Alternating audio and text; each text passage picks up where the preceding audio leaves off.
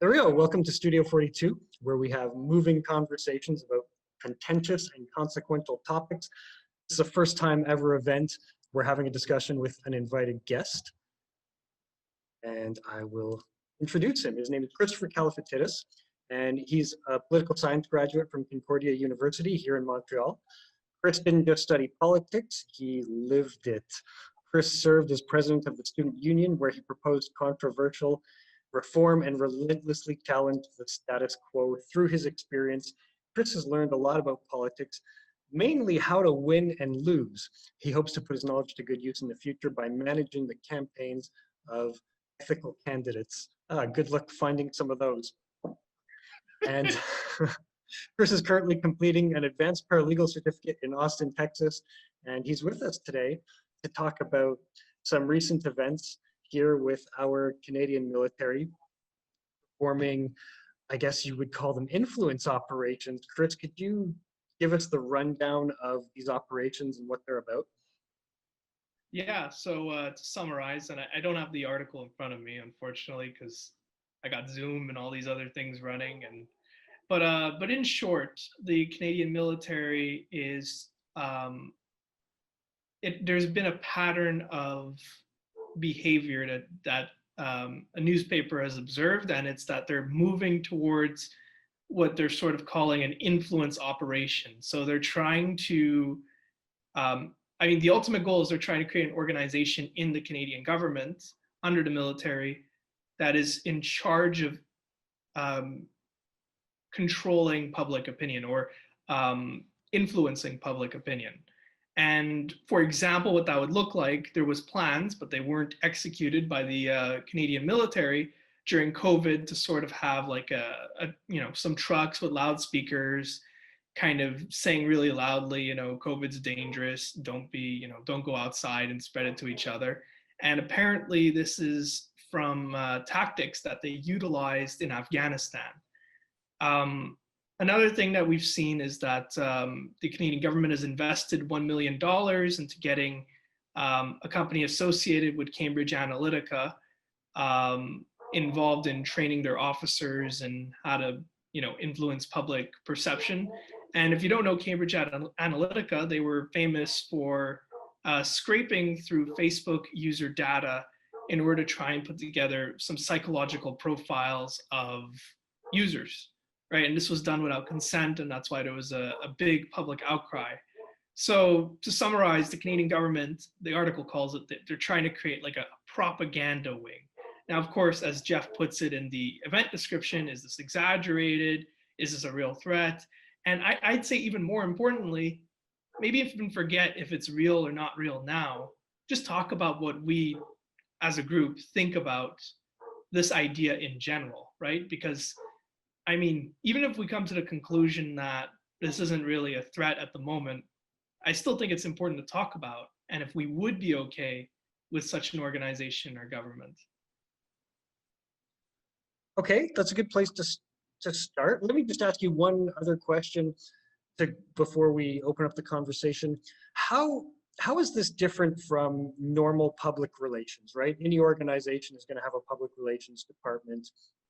So what's the difference between what the Canadian military is doing here and just perfectly normal public relations activities?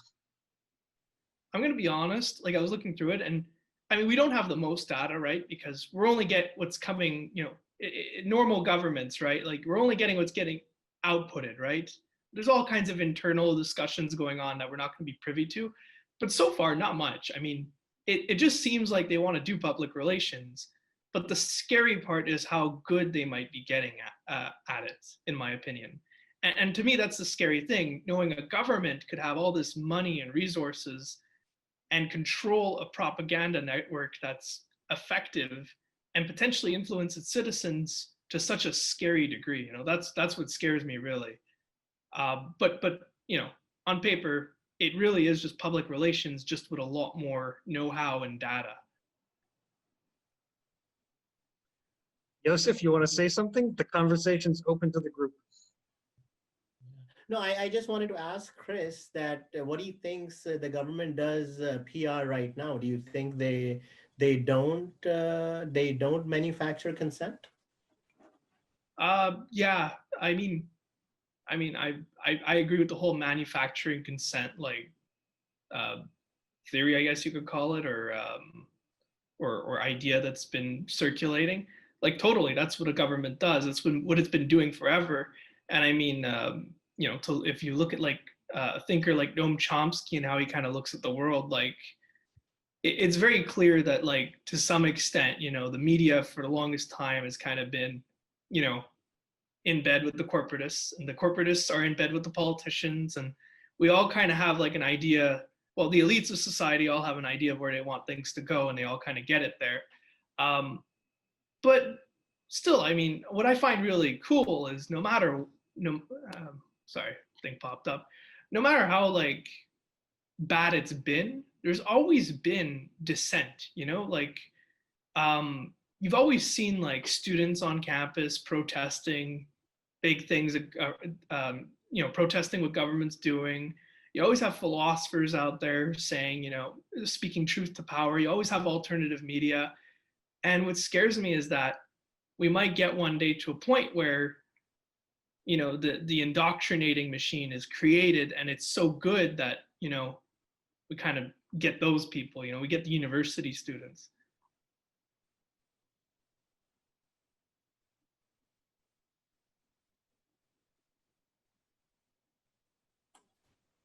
So you think that the situation is going to get worse than what it is right now? Yeah, I think so. I mean, look at China, right? They're already a reflection of where we could be, right? In terms of government surveillance and government control of the media and everything. I mean, it's doable. So, my understanding is that Concordia is a pretty political school. There is some activism that goes on. So what have you seen? Has the trend been that it is increasing or decreasing? What's increasing or decreasing? Activism in Concordia. I mean, Concordia is not a good measure because Concordia is always like full pin activism. It's always been that way, and I think it always will be. But I mean, I still worry, that we're moving towards complacency. I mean, I don't know. I just look around me and I feel like people are getting more and more complacent. I don't know. Does anybody else feel that way, or does anybody feel like, the opposite? I think you're understating the problem. Yeah. I'm going to let Roxanne come in because she has something to say. Roxanne? Yeah, well, I agree with Yusuf that the problem was already there. I mean, PR in government is not new. So I don't know if this time it was really unlucky to name it. I mean, in the article, it was named weaponization of information. That's a very unlucky way to phrase it. That's not very PR. And to put it under the military, that's not a thing. But PR in the government is not new. But what's new, though, is social media. And for me, that's a way to have more dissent and more different point of views. So I think we're actually going the other way. I don't know if it's a good thing because right now it's about QAnon and anti-mask. So it's not really a good way to put the conversation. But I do think we're going in the other way around, not in a centralizing way and a way that the discourse is getting one-sided, but we have multiple discourse. I mean, if we take manufacturing consent from Noam Chomsky, he was talking about the fact that that the media were centralized and that there was only one discourse. But that's different now because before people had to listen to the media and they had to agree because they had no voice. While right now they do have one. Is that a good thing? I don't know, but it's going the other way around, in my opinion. So when you say the other way around, do you mean like because of social media, there's more people right now who are willing to challenge the status quo? Is that what you mean? Yeah, not necessarily in a good way, but yeah.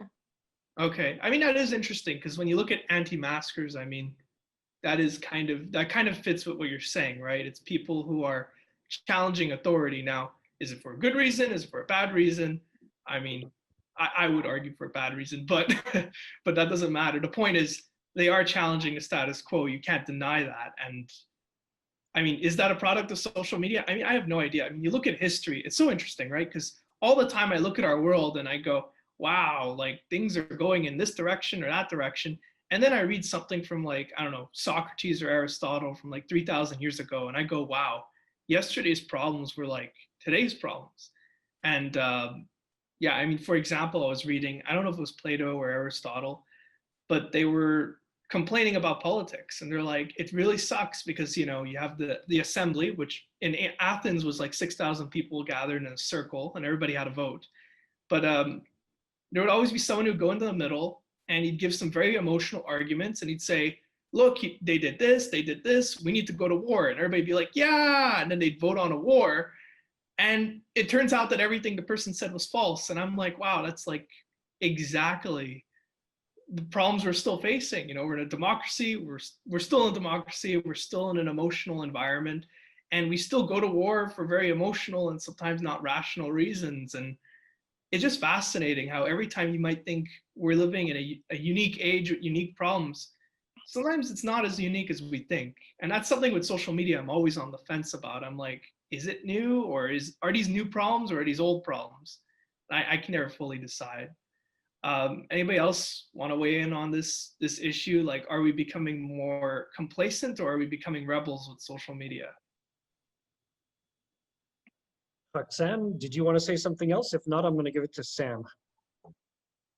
Yeah, I guess I want to talk about the U.S. Repealed the propaganda ban. U.S. used to have produces a sort of propaganda abroad with some network of stations, and there's an act which was passed in 1948, which forbade those kinds of activities within the US, and that was repealed back in 2012. I think it was that provision was repealed.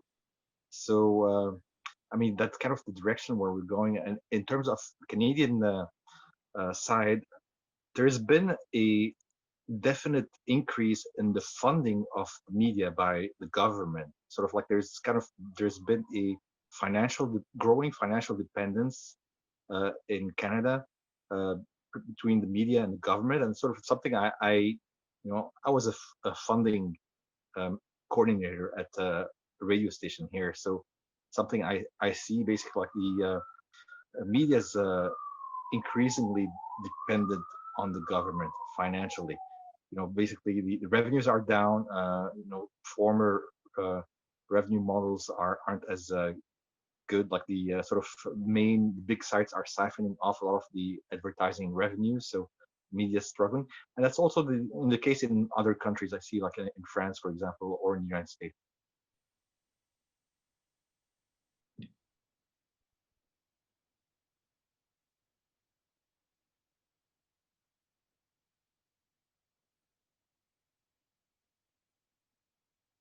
Are we moving on?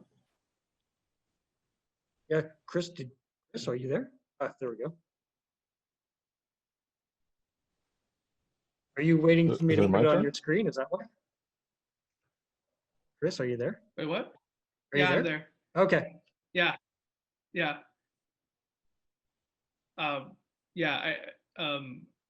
Was Sam asking me a question? Did I miss that? What's the I question? think No, I guess it was just sort of like a point, maybe like providing a little more background on the issue, sort of like where we at, and sort of the growing sort of financial dependency of the media on government, which wasn't the case maybe 10, 15, 20 years ago. Yeah. I mean, yeah, that's okay. Sorry. Yeah, I'll respond to that. Yeah, I mean, I didn't actually know a lot about that, but that makes sense. I mean, considering Canada, we have a culture of providing funding to cultural and media institutions. It's a thing we do, unlike the United States. I mean, the United States does it too, but it's not like seen as a good thing. It's kind of seen as like, okay, fine, we'll do it. And in Britain, you have full out, government sponsored media. You have the BBC, which used to be the only news source at least during World War II, and I think before or after, I don't remember, but I know at least during World War II. Yeah, I mean, when the media is directly funded by the government, you get a problem. But also when you get, media that's not supported by the government, sometimes that could also be a problem, right? But yeah, like you said, more dependency means, there's a conflict of interest there that's inherent, right? It's not, if you're a media source and you're funded by the government, it's not in your interest to bite the hand that feeds you.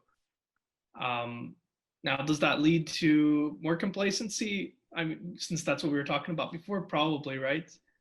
Probably get more complacency from people because they're getting media that's, manufacturing consent. Right. Right. I guess in there's different models. In countries like France and the UK, there's a tax on sort of like that's levied, for example, for all if you own a TV at home, and it's a pretty strict tax, and that money goes into the public sort of broadcasting system, the public stations, BBC, and the radio stations. Same in France. In the United States, that's not the model. There's a little bit of direct public funding to NPR and PBS, but most of the funding comes from foundations, actually. And yeah, the private system is not funded by the government. Yeah, makes sense. And then, United States, you have a lot of independent private media. And I mean, you see in the United States, like no model's perfect, right? Because even though ideally, it should be the best model, right? Because, every media, network is independent. Unfortunately, everything seems to be bought out by the same interests, right? Like it's no coincidence that you turn on, CNN, Fox News, MSNBC, and maybe they're taking different sides on issues, but and this is another Chomsky, we seem to be treading a lot of Chomsky today, but they're all similarly not talking about the same things. They all pick the same things not to talk about. So I mean, no system's perfect, right? Whether privately funded, publicly funded. Yeah. Yeah, you're absolutely right, Chris. I guess no system is perfect, but it seems like in almost every country, things are getting worse in terms of media consolidation, in terms of less like the work, the professional journalism becoming more and more precarious, which sort of like puts a lot of pressure on journalists to conform to the editorial line in those outlets, and the sort of increasingly you have a sort of conglomerates taking over media, and using it as a sort of a strategic outlet to forward their their goals, their business goals, or their ideology. For example, like Bezos buying out the Washington Post and so forth. Yeah, that's definitely a problem. What's interesting though is we are getting currently a backlash, right? There's this establishment right now, and you're getting backlashes on both ends, especially in the United States. You get within the Democratic Party, you have the AOC and her following, and they're and Bernie. I mean, Bernie, AOC, like they're just this huge backlash movement, and they just kind of it's people who see through it and they're angry, and then you have this huge backlash movement on the right, and it's the Trumpists, as people are starting to call them, the Donald Trump people. And while they were the Republican Party, Trump's not president anymore as of January, so now they're going to probably be like an internal division in the party, because it seems like the party's split in half now. There's like they did a polling, and it's been shown that Romney and Donald Trump, they're the leading two people to be in charge of the Republican Party moving forward, and they're about almost tied. It's like 21% Trump and 19% Mitt Romney. And that's very interesting because it shows like the Republican Party split down the middle. Half of them want this return to like decency and like, we're proper and we don't, go on Twitter and get mad. And the other half are like, angry. And it's interesting, you have these two backlash movements within both sides of the ideological spectrum in the United States. And I mean, what does that have to say? Does that mean propaganda maybe doesn't work? Is that why we have these movements? And maybe propaganda never could work, and maybe all it ever does is piss people off more and more. could bring up those, possibilities. Thanks. I'm going to let Christian come in since he's been in line. Christian. Yeah, I just wanted to touch up on what was mentioned in the beginning, as it was giving us an example that the military was thinking of using some loudspeakers to spread, I guess, propaganda about COVID. And that reminded me of, I've seen the cops do it. I've seen the cops, they don't actually say COVID is bad or talk about COVID, but they just say, keep your distance, or if you don't, the fine is such and such. I've seen that a number of times. So I thought, okay, well, maybe the difference is that the cops are not giving that information. They're just saying what the rule is, and if you don't follow it, you're gonna get fined. But then I thought, well, I've heard ads in the radio that are sponsored by the Quebec government that do say that COVID is bad and that COVID is dangerous and that it's still here and we still need to take precautions. And I didn't think that the radio ad was nefarious. So I don't really see much difference between that and the speakers blaring on a truck. So I don't know if you guys agree that it's not as controversial. And if you guys do agree, then what other things did the military think of doing that are maybe a bit more extreme or more nefarious in your opinion? Yeah, I'll just chip in on that. First of all, I mean, that's a great point you're making. And it's always going to be, when we talk about propaganda, it's always going to be a spectrum, right? Because no matter what, a government's doing some degree of propaganda, right? No matter what a government's communicating to its system, its people, no matter what a government's communicating, trying to influence public opinion to an extent, right? Just informing people of the law and their responsibilities, is that propaganda? Like, I wouldn't say so, but it is a spectrum, right? And I think where I draw the line is I don't want a propaganda agency in the government, right? And that's what the article is sort of talking about that makes me feel uncomfortable. It's creating an institution with the purpose of influencing public opinion. And I'm just like, that doesn't touch me the right way. That sounds very, I don't know, like a step in the wrong direction. Like, I don't think a government's job in general should be to influence public opinion. I think a government's job should be to understand public opinion and act on behalf of their citizens. So I feel like it's kind of a reversal of what the roles should be, right? A government should be trying to understand, not trying to get mad at people for not thinking the way they want to think. Like, I feel like it's kind of a reversal of who's really the leader here. In a democracy, the people are the leader, and the government's supposed to be working on their behalf, not the government's the leader and they're supposed to control people into lining up with their opinions. So Christian, Jeff, I mean, no matter what, like, you should be moderating, but if you don't mind, I wouldn't mind if Christian responded to that. Yeah, Christian, if you want to.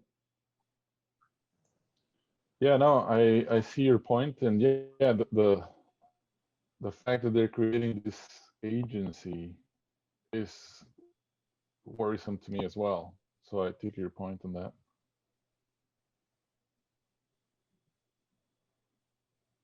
If I may, so you're saying the problem is that there is a propaganda agency, but if it's only spin doctors and those already exist, that's okay? The way I see it is so there's multiple agencies in the government, right? Like, for example, we have the RCMP, right, which is the federal police. We have CSIS, which is our computer, like, our internet, security, cybersecurity wing of the government. We have, I don't know, Ministry of Agriculture. We have all kinds of little agencies, right? And if each one's going to have their own PR team, that's fine with me, because that's the way it already is, right? Each agency has a PR team and they're in charge of the Facebook page and they're in charge of reaching out to citizens who ask them questions and answering. That's fine with me. But when you create an actual agency whose only job, their mission as an agency, is to influence public opinion, That's kind of where I take issue. And just to be clear with everybody, because I might have not explained it the best earlier, this agency doesn't yet exist, but what the article shows is that there's been talks about creating one. Wasn't it that they were talking about the military and that they wanted their own PR team? Wasn't that it?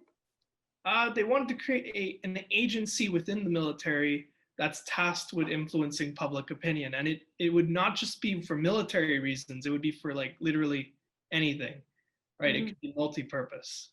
So for COVID, for instance, right, they'd be in charge of putting out materials to the public to influence their opinion about COVID. Don't they already do that, but not in the military? Yeah, the government has its PR people, right? But there's no agency tasked with. So like imagine they're creating the Canadian Public Relations Influencing Organization, you know, and they're going to fund it every year with a certain budget, and just a bunch of people in the room trying to influence how people think. Yeah, Right. but they won't call it influencing agency, just like they don't call the defense the war ministry. Yeah, of course. It used to be the war ministry, interestingly enough, but not anymore. We're very politically correct. Yeah, because they got a PR team that told them it wasn't a good thing to be called the war Exactly. ministry. Would soon be called the peace ministry. Yeah. Yeah. I mean, And it's the defense department, right? Defense budget, defense department. yeah, it's very George Orwell, right? Like there's the Ministry of Truth and there's the, Yeah. I forget, but like, you know, basically every organization is just called the opposite of what they do. Yeah, but you know what? I found it interesting. A while ago, we were having a conversation about conflict of interest and public funding of or government. I mean, it's interesting we called it government funding of news agencies. I mean, the idea, the way it's supposed to work is that it's public money. And the government is not controlling funding to these agencies, but it's basically legislated and they get their money. And that's what they get. And because they don't have financial interest and actually are served by public money, they serve public interest. So the concept and principle actually is good. I mean, CBC is structured in the same way. BBC is structured in the same way. In the United States, things are a little bit different. So that's one comment I wanted to make. The other thing I wanted to make, you know, the split between the Republican Party, you know, the Republican Party is not really, or the Democratic Party is not really representative of the American people anymore. And you can actually see that discrepancy in terms of what the American people want generally as for their society, right? So you look at their actual political parties and then you look at the public perception of what their needs are. There's quite a bit of discrepancy. And what you really look at in North America and in Western countries is that you have governments which are negotiating with the people on behalf of their corporate structures. I mean, that's at least what I see. So I just wanted to see what you thought about that. Yeah, so multiple thoughts there. I mean, in terms of public money, right, going into news agencies, like, I think the model itself is fine. And in fact, it even works. Like, imagine you're like in Alaska, right? And, you know, they might not have the money in a small Alaskan town all the way up to the North Pole, you know, to put together a news agency. And sometimes it's government money that allows these remote communities to put together a news team to begin with, right? And that's definitely I think it's a good. I think, you know, there's situations like that where it's really great. You get news where there wouldn't otherwise be news. And, you know, in principle, you know, like the government appoints the board of directors of BBC, but they don't directly have a seat on the board and they can't remove the people on the board. So there is a degree of independence, right, in principle. Now, of course, the problem is you get a bit of a conflict of interest because sometimes the people who put you there you like, and sometimes the people who are trying to reduce your funding, aka the Conservatives in Canada, you don't want to help because they're trying to screw you over. And, you know, you get politics at the media board level, but even in the United States you get that too, because news just by its nature is political, right? Like you get to influence what people are thinking about. And just that on its own, like there's so much at stake for everybody who has a political interest in the country. They're going to try and influence you. So, I mean, no matter what media model you have, like someone's going to try and influence you. Now, on to the other stuff you said. It was on the parties, whether they represent the American people anymore. it's very interesting because I'm in the United States right now, right? And I didn't really have much experience in the United States before this. I haven't gone here a lot. My parents didn't have a lot of money, so we didn't go on vacation very often. But interestingly, there are a lot of Americans who like the the status quo. You know, they like the Bill Clintons and the Obamas and the Bidens and a lot of people like the establishment Republicans and Democrats. Surprisingly, I mean, I'm not a big fan. I mean, I don't like Trump either. I think it's a it's the right diagnosis but the wrong solution. You know, like very much like communism. Um, but a lot of people like the status quo. They like those politicians that say all the nice platitudes and meanwhile they keep up the operation that, you know, keeps American life so quote unquote great, you know, like these massive highways. They come at the expense of, you know, waging massive wars and controlling the world through, you know, controlling the world and, you know, through proxy wars and buying off governments and trying to depose governments. You know, a lot of people, they don't want to know how the sausage is made, but they're okay to let the sausage continue being made because it benefits them.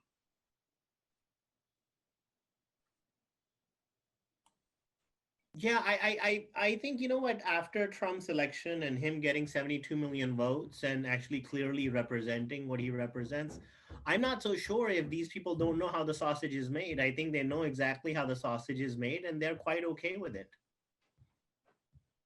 Yeah, I mean, well, I mean, what I meant to say by that is people like what they love about politicians like Biden and Obama, and I mean Obama when he was governing and not when he ran, because when he ran he was awesome. But but and Bill Clinton, especially Bill Clinton, because he was like he created the modern Democratic Party and it was a great innovation at the time. Like he really unified a lot of people. Um, but what I mean by the sausage is made is people, what they like about these politicians is they speak very nice, they talk about all the good things, they unify, they give you good symbolism.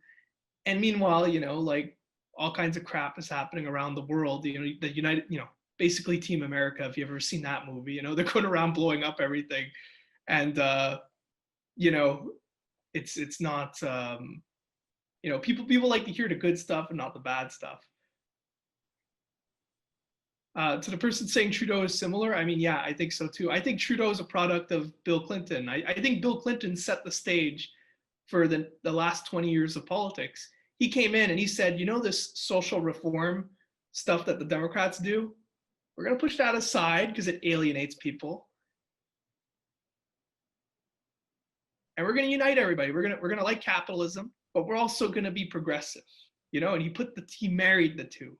And he married globalism and military intervention. He put together this big tent and he's like, you know, we're not the Republicans. And that was his biggest thing. We're not the Republicans. We're not a bunch of religious fanatics. We look down on that.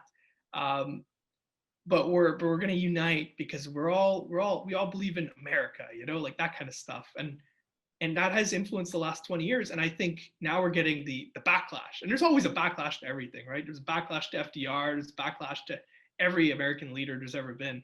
We're in the backlash now. And the backlash is people are like, we're tired of the flowery stuff. We want either, you know, on the left, social revolution, or on the right, we want someone to, I don't know, basically get mad about everything they're mad about, which is a lot. I mean, a lot of them, they have legitimate grievances. They lost their jobs and they just don't want us to be signing all these trade agreements anymore. And I think there's a decent bunch that are upset that the president was black. And I think it made them feel very insecure. And I mean, you know, that's their backlash. Joseph?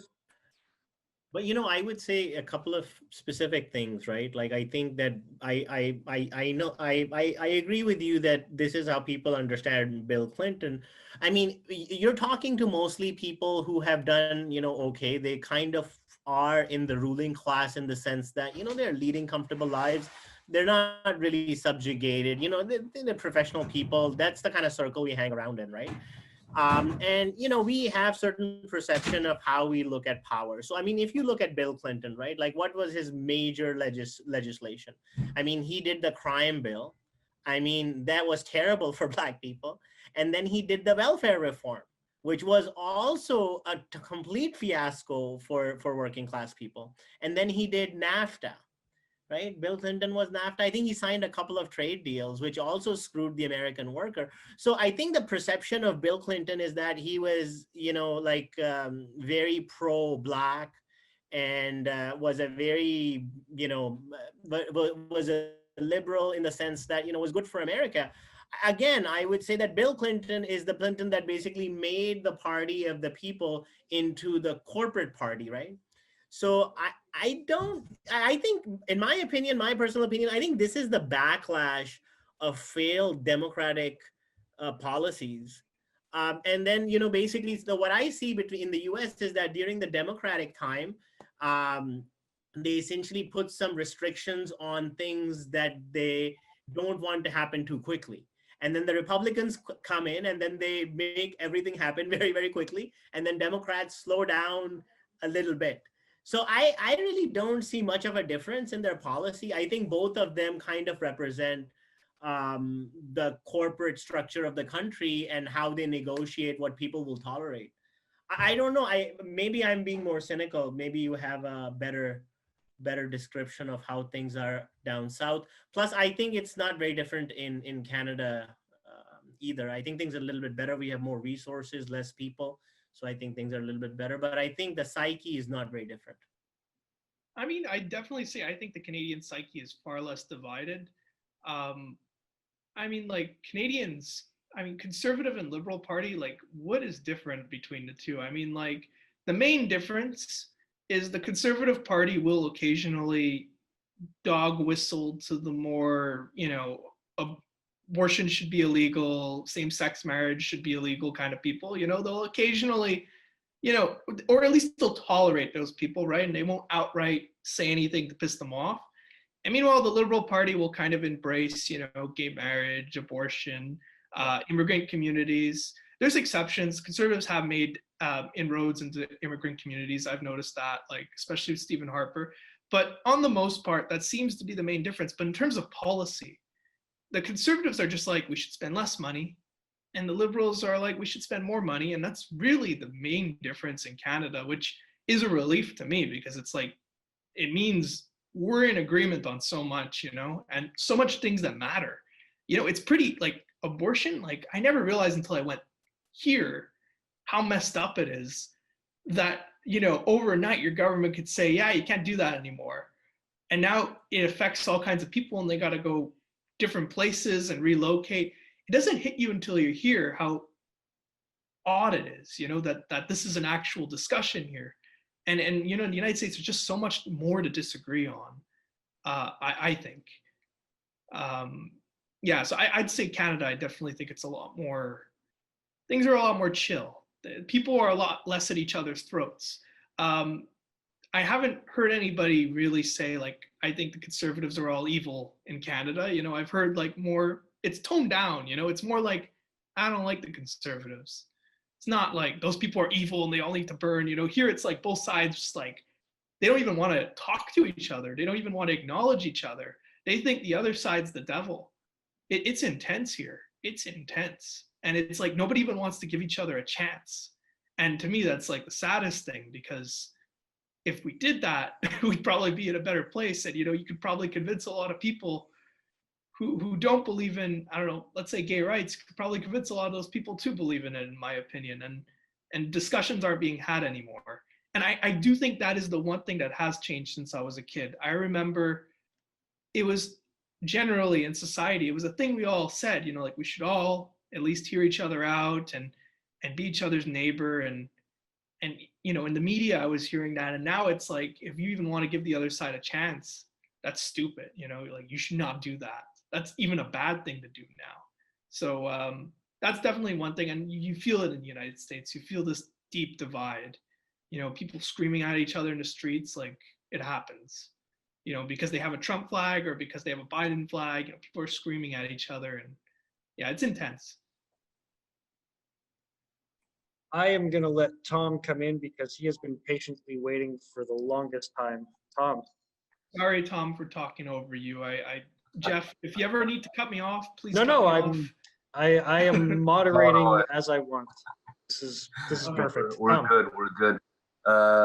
Chris, great topic. I appreciated the articles that you and Jeff added with the Canadian content and what's going on. So I had a quick read through.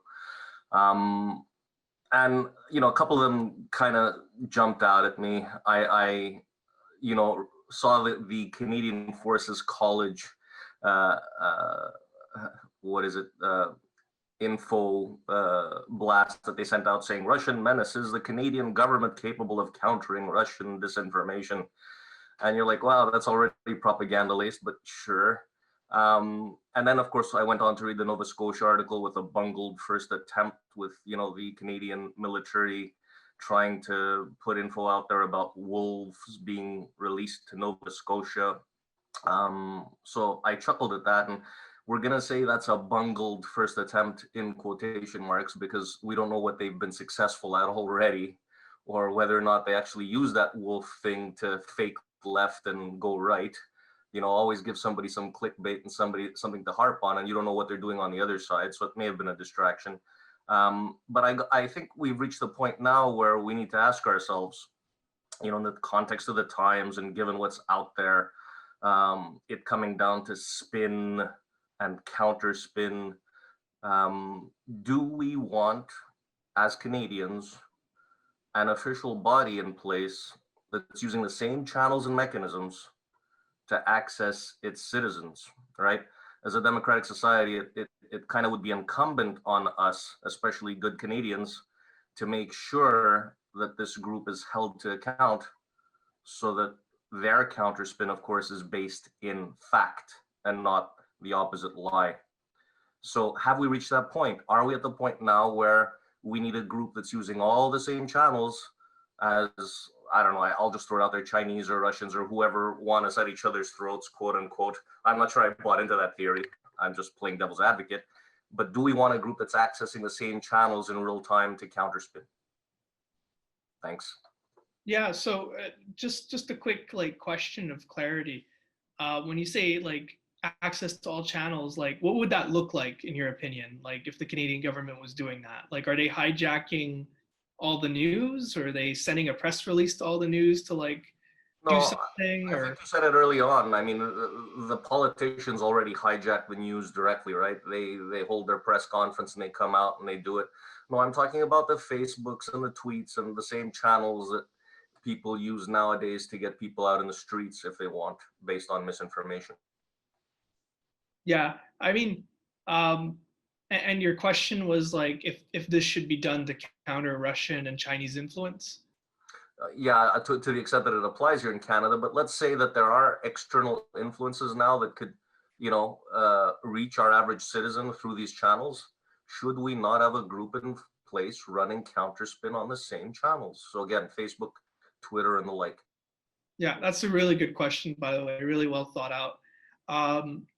Yeah, I mean, I personally disagree that we should do that, but there's an argument to be made for sure, 100%. Because I mean, let's say, I don't know, Russia and China, I don't know, let's say they want to cause a protest, right? So for whatever reason, they find some sort of incident that occurs of unfairness that happens. I don't know, let's say our police officer kills someone that I don't know, let's say they kill someone of Russian or Chinese ethnicity, and they, for whatever reason, they get our media to report on it, or they publish stories and get them shared on Facebook, and they blow it up that Canada has a serious anti-Russian or anti-Chinese problem, and for whatever reason this is in their national interest, right? Should we have an agency to kind of detect that and figure out that we're getting played with and kind of combat it? And I would say, I don't know, I just like to have faith in our media to sort of do it on their own without the government needing to interfere. And I think when you try to interfere, you could even make things worse potentially, right? Because there's always a natural conflict of interest with the government and the media, right? It's just naturally there. And, eventually they might start, let's say there's an actual incident where, a Russian person is murdered and there actually is a Russian hatred problem in Canada. And what if our Canadian government agency says, well, that is fake news because they don't think it's convenient?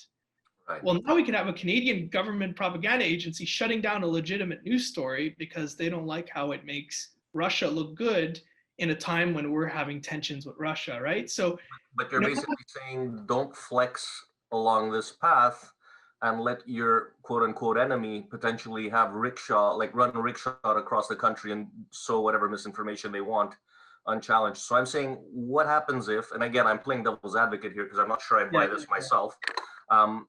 What happens if now, especially using that new deep fake technology, you literally put a nice shot of Trump walking out into Madison Avenue and shooting a citizen in the stomach and saying, yeah, I got away with it. And he walks off with a smile on his face. Do you not want an independent government agency that's going to come up right away and say, guys, here's a deep fake, here's the original footage. These two guys have been identified as actors, chill, relax. And again, it's incumbent on the citizens to hold this new entity accountable so that they deal in facts and not the lie on the opposite end of the spectrum. I mean, you could call me naive, but I actually think that our current media is good enough to sort of call that out on their own. I'm not saying they're great, I'm not saying they're perfect, but I do think they are competent enough and free enough to be able to just call that out on their own. And we don't need the Canadian military to form an agency to do that. Yeah, but even in Canada, we had a couple of, career journalists, Mike Duffy and Pamela Wallin, was it, guys, who overnight they became senators. It's like, whoa, I don't even remember the campaign on this. Oh yeah. What story did they kill as news anchors? Wink, wink, nudge, nudge, in order to get these nice jobs. Oh yeah, the editor-in-chief of the Gazette. I remember she was involved in what is it? She was basically appointed by the Liberals to be a senator, and this was after, for a very long time, she fought on the Federalist side in Quebec during the 1995 referendum, right? So is that a coincidence? I don't think so. I mean, it's a tradition in Canada, the Senate is just where you dump all the people who did you favors. And also, that's another thing, Senate reform in Canada, we need it so badly. Oh my God, it is such a useless institution right now. It is literally, it's a joke. It's such a joke. Awesome. I'm going to pull back because I'm cutting into Tamara's time. So thanks, though. It definitely needs a lot more back and forth and thought for sure. Thanks, Chris. Thanks, Thank Tom. you. That was some. And thank you for saying what I was going to say. Tamara, it's your turn. Thanks, you guys.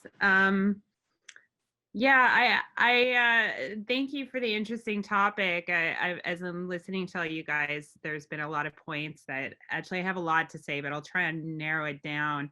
But I have a background of working in media, so like a pretty informed decision about the inner workings of that. Also, I also lived in America for quite some time, so I understood what you were saying about the division and the hyperbolic.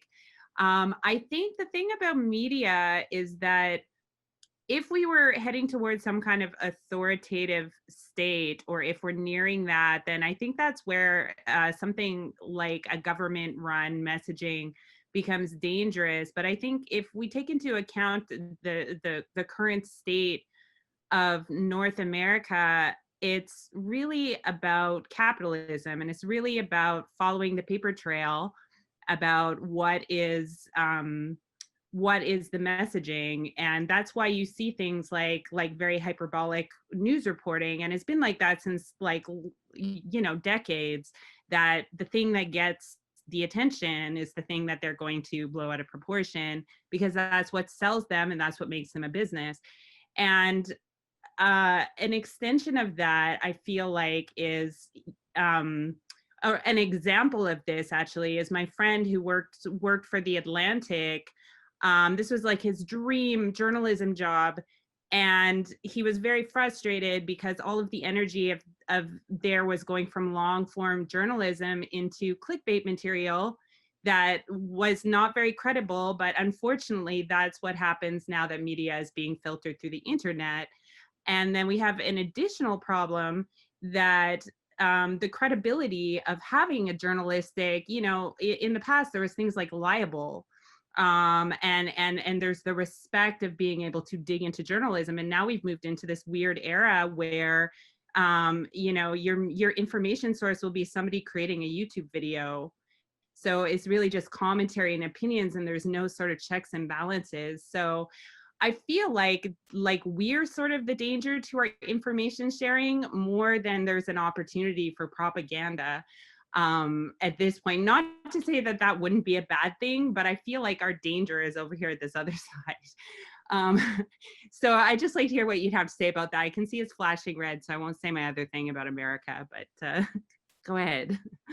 Yeah, no, those are some great points. I agree that, like, are we the number one danger? Probably. I think that's the danger you run in a democratic society. The people themselves are in charge, so the people themselves are the biggest threat to everything, really. We could collapse this society, right? And yeah, social media has made us, like, we're all craving these clickbait, articles and everything. And yeah, no, I agree 100%. So on to the other things you were saying, how journalism's kind of, like going downhill in favor of these clickbait articles. Yeah, I totally agree 100%. That is something. But I think what I want to engage with here is, you said, like, we're the number one danger, so does a propaganda agency even matter?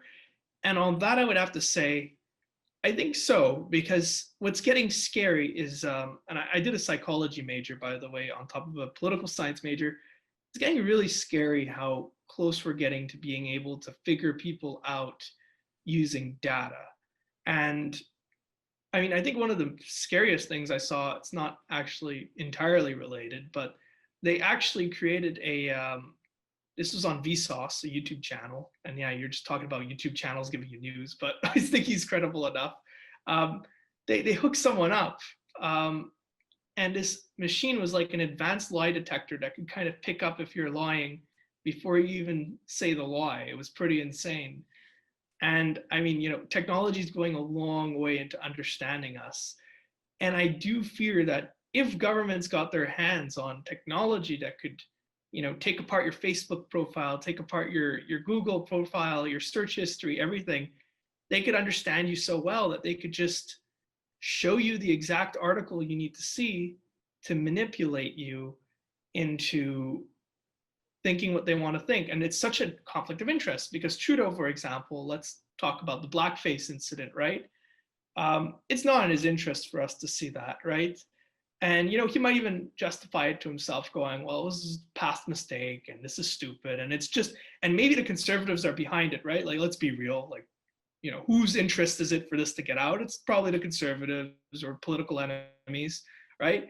And he's probably like, oh, they just want to use this to make me look bad. And he might click the button that lets him, downplay this news or somehow, I don't know how they would do it. Maybe they know how to release information in such a way where they could read everybody and kind of give them the news article that makes them care the least, right? And I heard with the Trump campaign, they were doing something similar to this. They were creating 3 versions of the same story and using their data on people and their personalities to show them the one they think would be the most successful. So if you're a Clinton supporter, show you this one. If you're neutral, show you this one. And if you're a Trump supporter or Republican, show you this one. So it's getting interesting that there's all kinds of complex things they could be doing potentially to mess with us. And that's bad because we're the ones who decide if Trudeau gets to stay in office.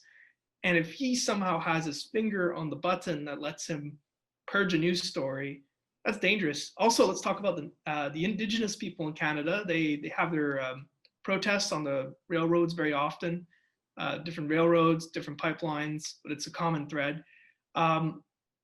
Imagine the government could click a button and release a news story that's fake that says the protest is canceled.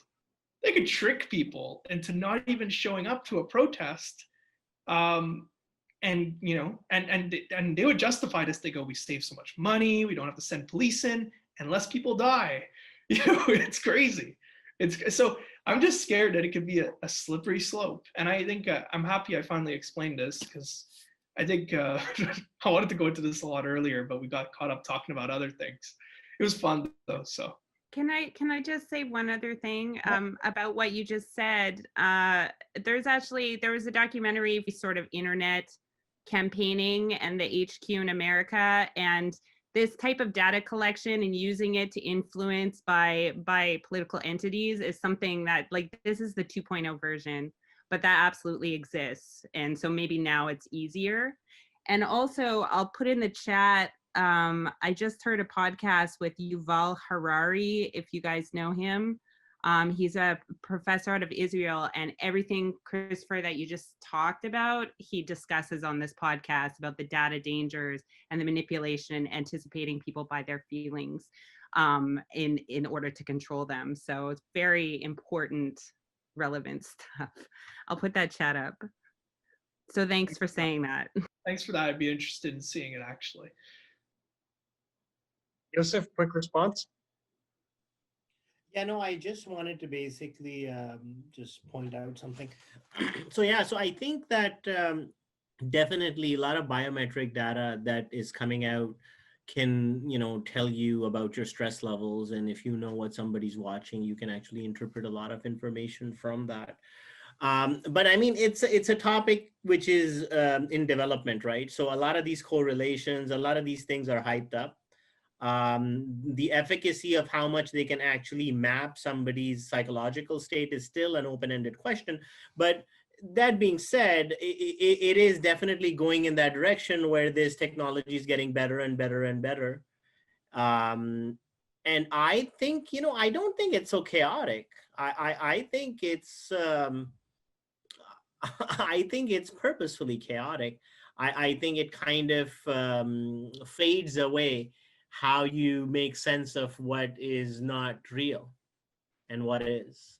So I don't know if it's human beings. I think yeah, we are a lot of people, but I think it's not so crazy what's going on. I don't think it's so chaotic. Yeah, I mean, to both of the things you said, I mean, like, it's yeah. I just agree with what you said. I mean, I don't know what else to say. I'm curious if Tom has any thing to add on everything that came up. We haven't heard from you in a while. If you want to add.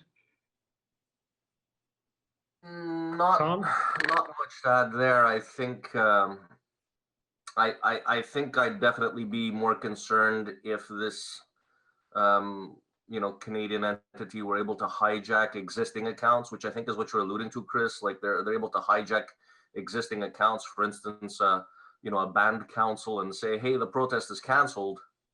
No, they wouldn't need to hijack, actually, just to clarify. Yeah. All they would need to do is fabricate a similar looking page, right? Yeah, and again, I hear you, and I think there it comes down to that little caveat I was trying to put in there, where it falls back on us to vote these guys out on their butts if they do anything other than, if and to hold them to the account if they do anything other than give us the actual facts. They would quickly lose credibility, and they'd be held to the highest standard. So as for using other people's pages, I think we're still sore about China using our Canadian team's Olympic page back in 96 or so, where they literally just swiped out Canadian flags for Chinese ones and set up their profile the exact same way. So that's been going on for a while. I know the technology's there where you could easily hijack somebody's page. But again, I think it comes down to holding our people to a higher standard. Yeah, of course, what I was saying is like the worst case scenario. And I agree. I like the way you talk about things, just because you kind of bring it back to earth sometimes.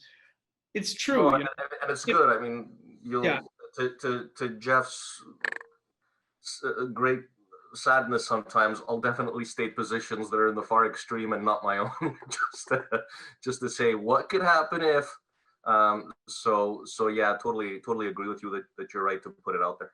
Yeah, but you're right that if there was such a Canadian government agency, it's totally, chances are, if there was a lie getting out, we would hear, we would hear about it. And as long as there's responsible media out there, we would, right? And if there isn't, we're screwed anyway. And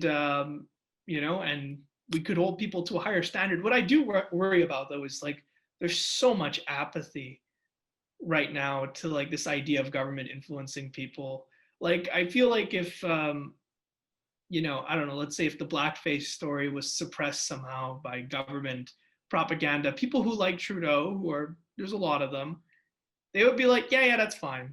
Like they wouldn't talk about this. They wouldn't care. There's a lot of people I know who would just be like, it's convenient for them. And same thing with conservatives, by the way. Their leader does something terrible, it's suppressed. They'd be like, yeah, it's fine. Like so many people are like that. And that's what I think I worry about. And maybe it's not even apathy. It's just people want to believe what's convenient for them, right? And same thing with Donald Trump. He lost the election. He lost the election, and people are like, yeah, it's fine, you won.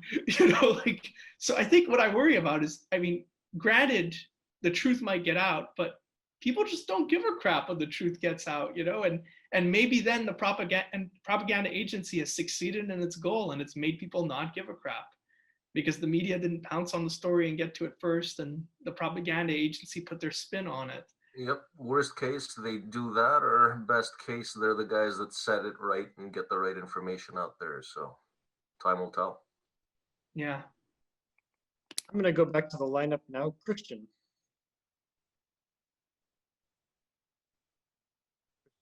Are you there? And did you have some? So, Yep.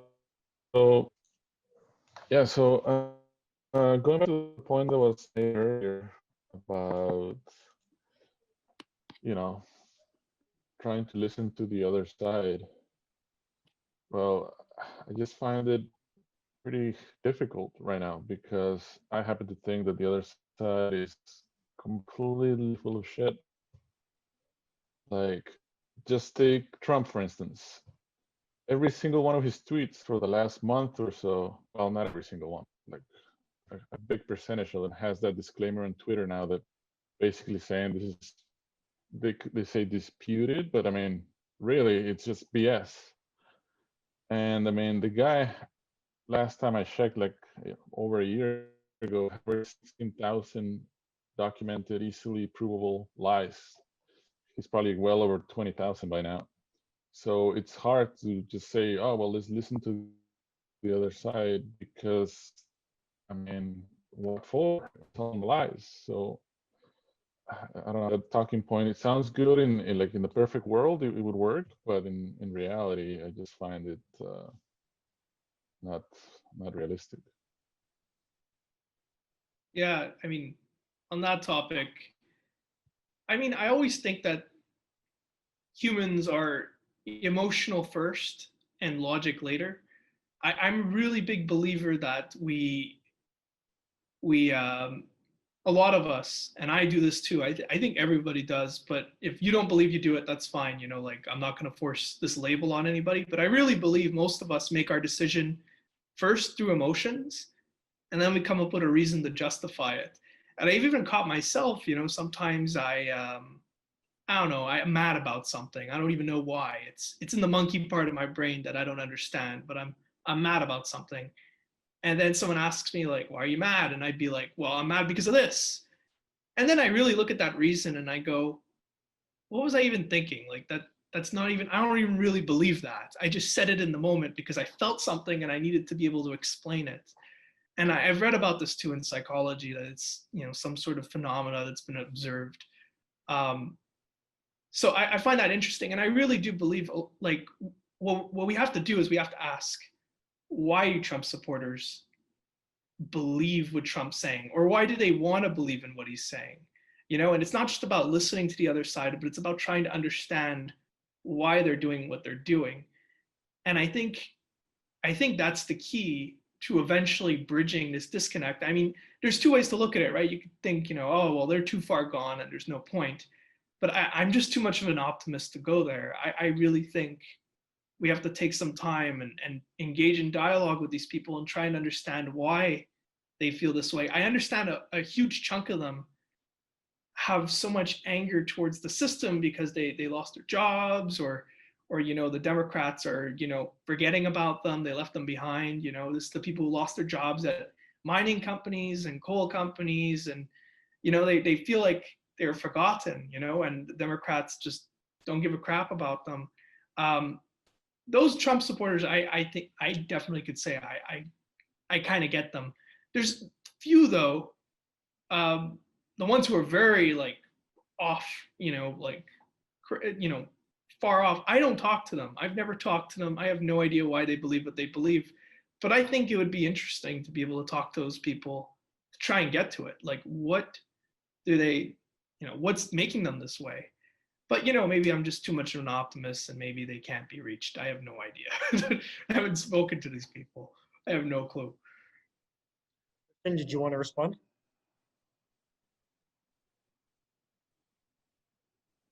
Unfortunately, my internet is really bad right now. Okay. And I don't have the second part of his answer, but I think I think the point of what he's trying to say. I'm good. Thanks. Samara, quick response.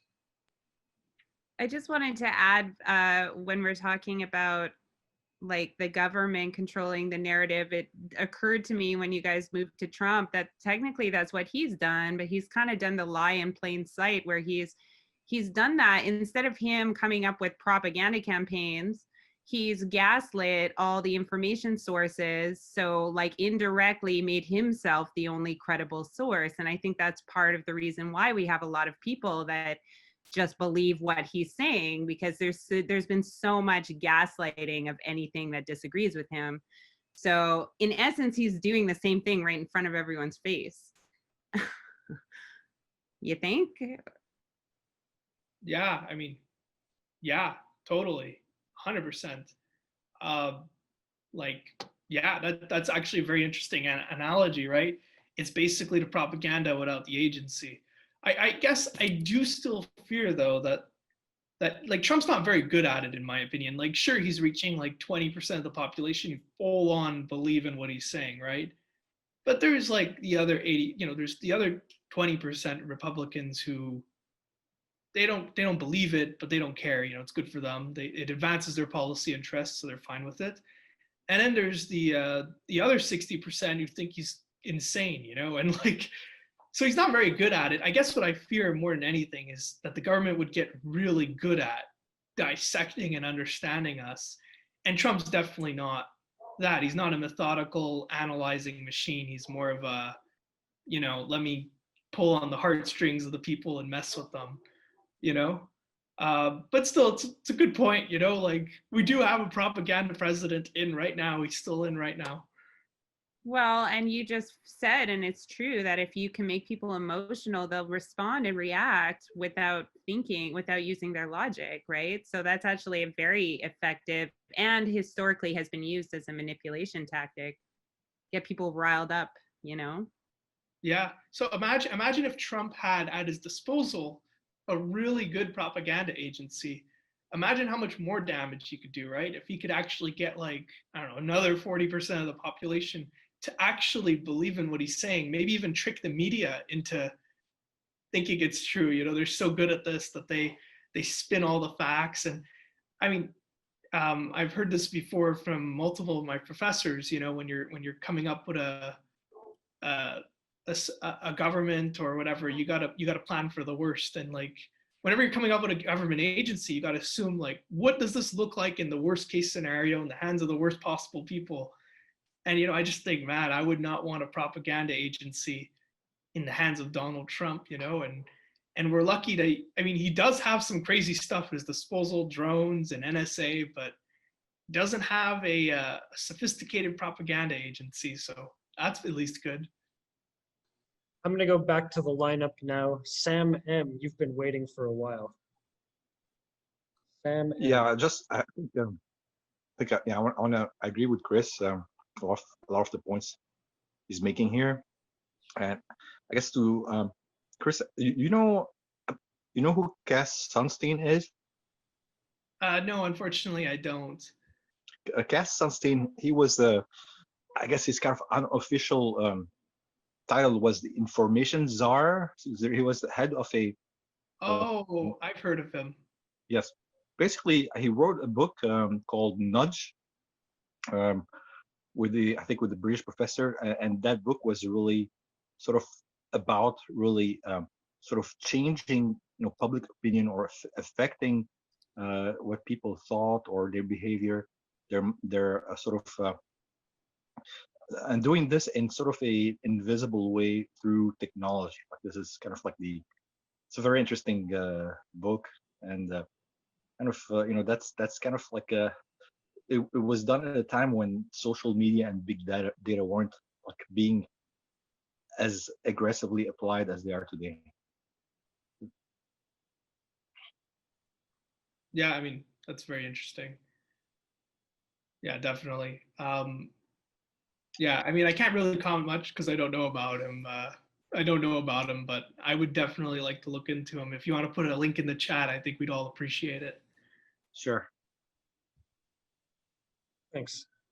Tom, what did you want to say? Hey there. Yeah, real interesting points. I think regarding what Chris and Tom were bantering about earlier, I'm thinking that Trump, is only insane if he's still hoping to be president. I think by now it's become abundantly clear to him that it's mathematically impossible. Otherwise, his actions, and again, Chris, now that you're back in the U.S., I don't know that it's in CNN's and Fox's interest to point out that his actions are perfectly in line with sowing enough malcontent with the current news coverage, fake news as he likes to call it, so that he could launch his own media outlet. That might be a Trump news.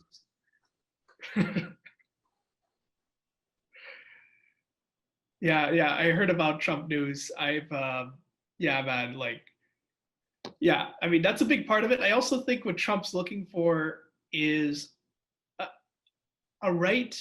He wants to overkill this story that the election was robbed from him. He doesn't care if he wins. He cares that it's been oversold to everybody and they don't hear enough about it, that the election was stolen. So if he wants, he could come back in 4 years and he could be he could potentially, like, one, that will help him as an angle, and two, in the history books, if he overkills it enough, it will make it into a sentence somewhere saying, there was disputes of whether the election was stolen, and it could look like, in the history books, and also if he wins next time, it legitimizes his claims, right? Because they're going to go, well, why did they put him in charge? They must have to some extent not represented the American people the last election, right? So I think it's just, Trump's all about his image. That's all he cares about. And I think for his image, he's realized it opens a lot of doors for him if he doesn't shut up about how he hasn't lost the election. And we're seeing that, and he doesn't stop, and he's hammering it home, and he's got every lawyer in the country that will work for him, doing these bogus lawsuits. I've looked at them, they're ridiculous.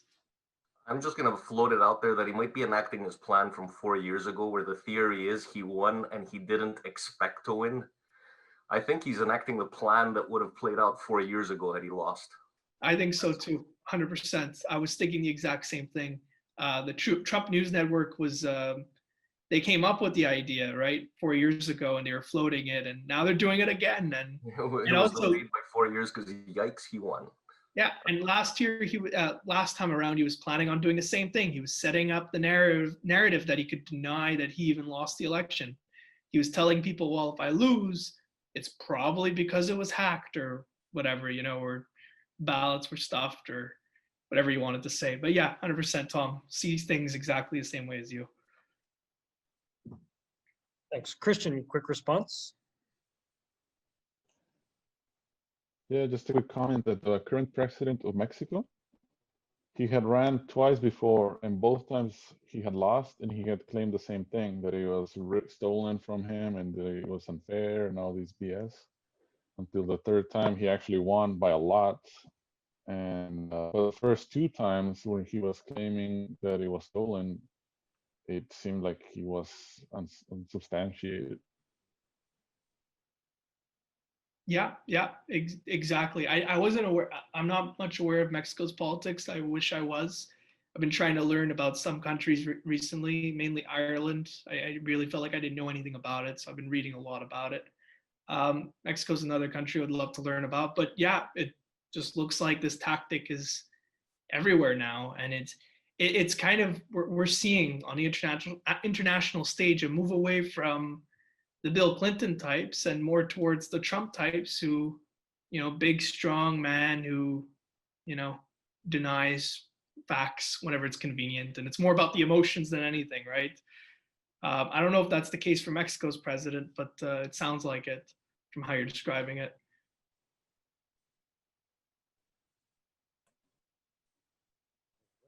And Joseph, you've been patiently waiting. Yeah, and I just want to say that I disagree with you guys. Go for it. I think no, I think that it's not so chaotic. I mean, if you look at it, Trump got the second highest votes in American election history. So to me, what this tells me is that if COVID didn't happen, he would have won hands down. His job of COVID is so botched. I mean, I don't know if somebody can do a worse job than this guy did. And on top of that, he takes 72 million votes. I think, my personal opinion is this, my personal opinion. I think it's not a question of not reaching them. I think the Trump supporters, and I wouldn't call them Trump supporters. I think there is a group in the United States which is of this mindset. And I think they have a very group mentality, and they feel that, they cannot collaborate with anybody outside the group, and they don't trust anybody outside the group. And they essentially want to make sure that they stay in power. I think these guys are basically saying it very clearly. That's why when they say these things, it doesn't make any sense to the people on the other side, because they're thinking in other terms. They're thinking like, well, these are human rights. We should be nice to each other. Things should be fair. We shouldn't say wrong things. We shouldn't, misinterpret facts. We shouldn't mislead people. I don't think these principles apply. These guys are saying these qualities, these values are for within the group. Outside, you fuck people. That's what I think they're saying. Yeah, I mean, fair enough. Fair enough. And yeah, I agree 100% that Trump may have won his second term had it not been for COVID. 100%. Because, I mean, he was doing pretty okay in terms of the polling, and then COVID happened. And also Joe Biden, I'll be honest, I underestimated him. I was like, how could this guy, he has no charisma like anymore. He used to have charisma. Okay, back in 2008 and 2012, holy crap, he was on his game. He was on the ball. And now he just looks like he's confused all the time. And you know what? He just threw me for a loop. And he knew, he had to just stick there. And he played the campaign exactly the way he had to win. He just said nothing and let Trump sing himself. And had COVID not happened, maybe you would have beat Trump using a different strategy, right? You never know. It's possible.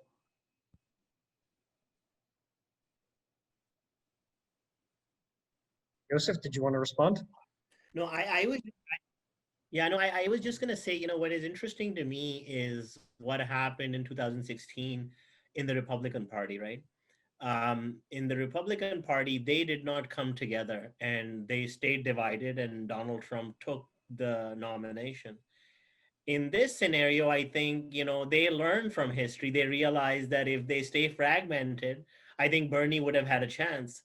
And I would say that Obama exercises more power in the Democratic Party than what I would have thought. And I mean, if you look at it, he did not support Joe Biden. He was not a candidate of preference, but I guess this was his lucky try. What was it, the third or the fourth? The first two, I think the first he got basically, he got caught for plagiarizing his speech.